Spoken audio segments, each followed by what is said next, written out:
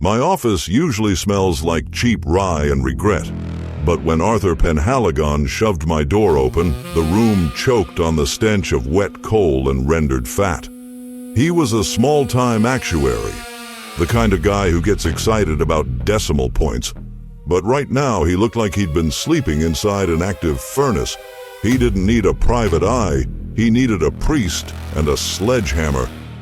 "Vance," he wheezed, his voice like two cinder blocks grinding together. "It's the scrivener, the typesetting machine. It's editing things." I lit a strike anywhere off my desk. I don't believe in ghosts, but I do believe in the terrifying physics of pressurized steam. "Start from the beginning, Artie. I'm on the clock." He'd bought an antique steam-powered typesetting automaton, a brass monstrosity fueled by a small coal boiler designed to ink metal type and slam it onto parchment.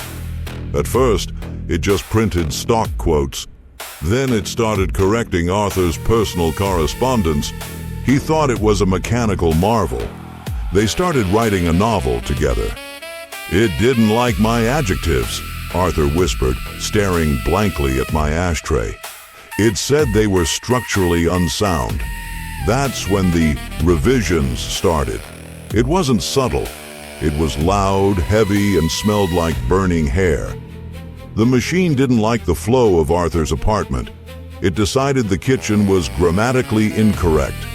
While Arthur slept, the copper piping for the gas lines was ripped from the plaster and hammered, not welded, but violently struck by thousands of tiny, rapid mechanical blows into a massive, non-functional crankshaft that blocked the icebox.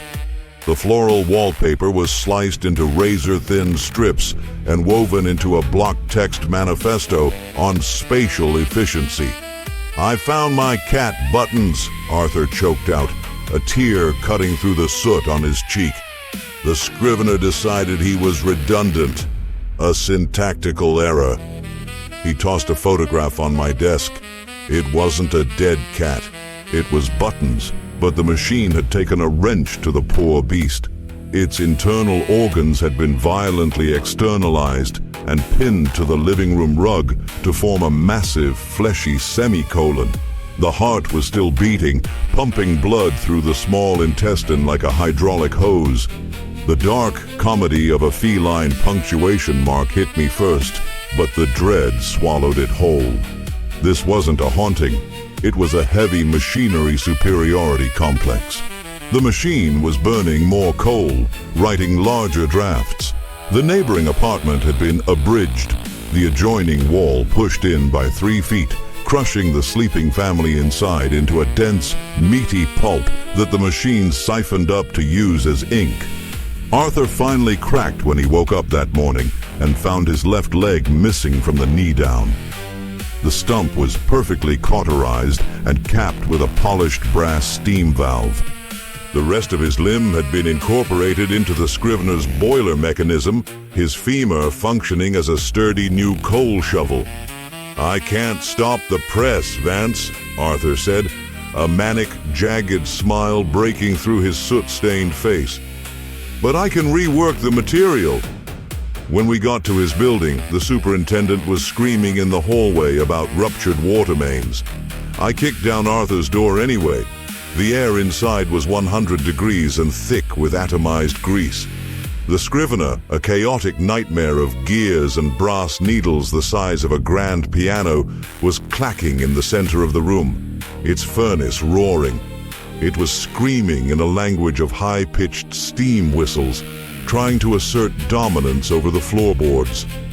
Arthur was already in the center of the room, balancing on his good leg and the brass valve stump, locked in a brutal, physical duel with his own furniture. The machine had edited his cast-iron bathtub, turning it into a gaping, multi-jointed mandible lined with shattered porcelain teeth. It was currently trying to chew through the load-bearing wall. Arthur wasn't using a typewriter to fight back. He was using an acetylene torch and a 4-pound lump hammer. He was physically beating the distorted porcelain back into a bathtub, trying to forcibly rewrite the machine's draft. His bare back was covered in severe steam burns, and several small brass needles were embedded in his cheek, having hastily stitched the word obsolete into his flesh. He swung the hammer, shattering a porcelain tooth, and yelled over the roar of the boiler. "Pass me the wrench, Vance. The machine's argument on the kitchen table needs a serious rebutting." I looked over. The kitchen table had sprouted 4 legs made of twisted copper piping and was actively trying to climb the ceiling. It was a hell of a rough draft.